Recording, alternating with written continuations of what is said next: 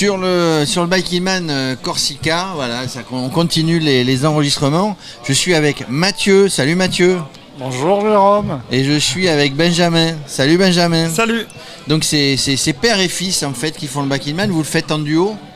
Ouais, exactement. Exactement, vous êtes de Vaison-la-Romaine dans le Vaucluse. Alors on va parler, avant de démarrer, voilà, il y a une petite histoire entre Mathieu et moi, enfin je dis une petite histoire. Hein, une anecdote. Une anecdote, hein, il y a quelques temps, il y a quelques mois, je sais plus, j'étais au fin fond de l'Espagne avec ma famille, puis il y a quelqu'un qui m'arrête à la table du restaurant. Fin fond de l'Espagne. Et il me dit, mais vous êtes Jérôme Radio Cyclo, etc. etc. Ben, c'était lui.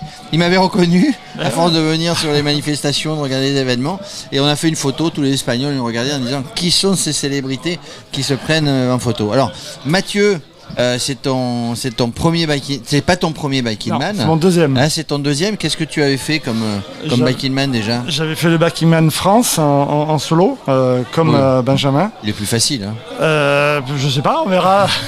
On verra dans quelques jours.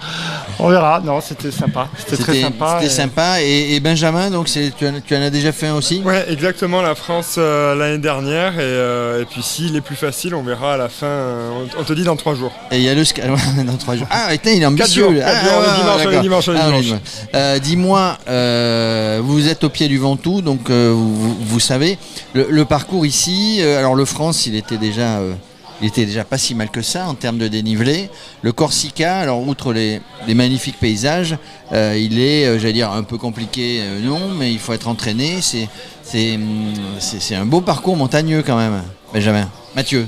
Ouais, c'est des bosses ici qui sont plus courtes, c'est ça. Alors nous, en pourcentage, parfois ça tape bien. Ouais. Alors nous, on habite au pied du Ventoux, donc on a cette chance de pouvoir enchaîner les Ventous quand on veut. Hein.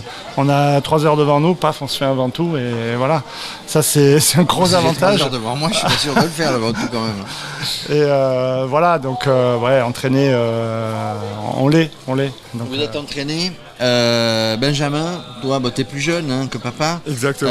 Donc toi, c'est pas toutes les semaines, c'est 2 fois par semaine que tu le fais le Ventoux. 3 fois même. 3 fois, la rigolade. Non, mais c'est vrai qu'on a de la chance de profiter du Ventoux et ça, pour le coup, dire que là, c'est déjà notre 4e ou 5e Ventoux de la saison.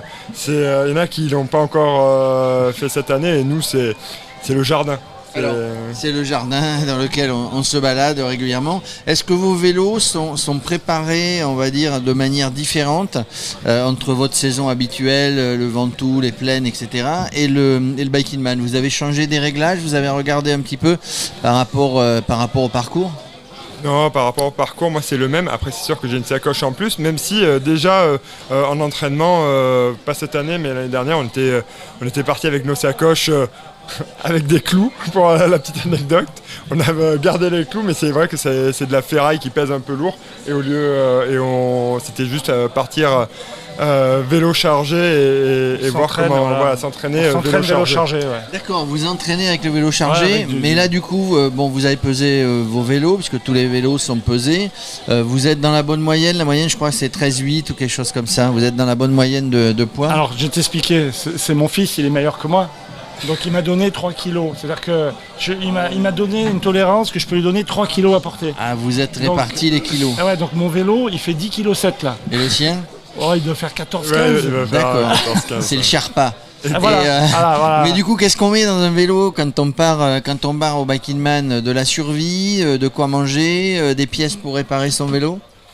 Oui, un peu de tout ça. De quoi manger, ça c'est sûr, au moins pour aller tranquillement jusqu'au CP1. Après, en vrai, on va plutôt s'arrêter. On fait ses courses sur place. Après, les bars, on n'a plus envie d'en manger, on fait les boulangeries. De quoi réparer, de quoi ne pas avoir froid, parce que pour rouler la nuit, du coup, il faut ne pas avoir froid.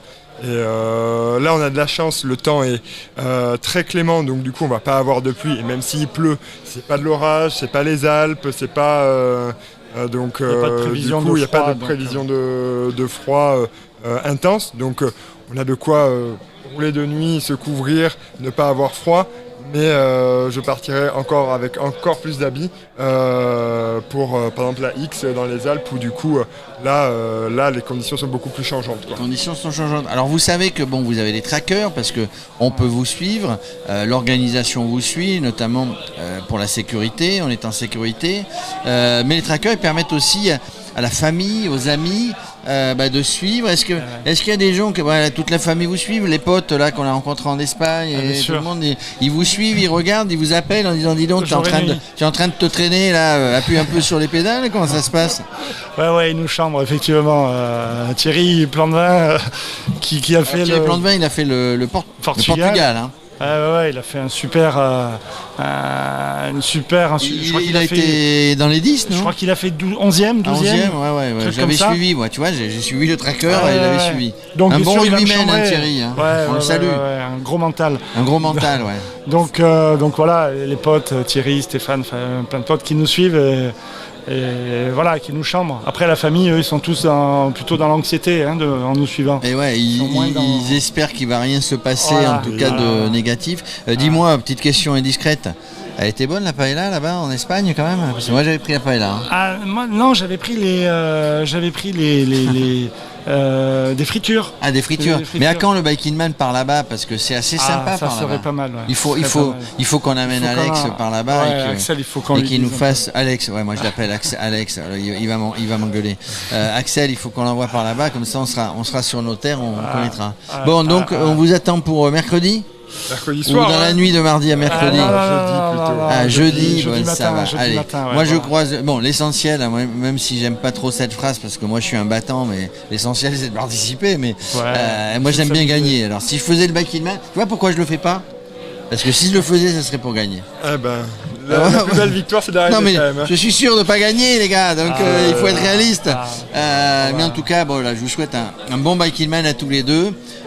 Profitez-en bien, des beaux paysages, faites des photos, arrêtez-vous, il y a des endroits magnifiques et puis voilà, et du courage parce qu'il va falloir pédaler quand même un peu. On est faire 1000 bornes. Allez, il faut faire 1000 bornes, 18 de D+, en moins de 5 jours pour arriver avant vendredi, avant le clap de fin. Merci messieurs. Merci et on se voit un jour au Ventoux. Hein. Quand tu veux. Non, on se donne rendez-vous au bar au Chalet Reynard. Ouais. Et puis après, je vous laisse continuer. Sache que c'est un très bon spot pour manger à midi quand on enchaîne les Ventous, tu vois. Allez, super. Merci messieurs. Allez, nos rencontres ne tournent qu'autour des restaurants.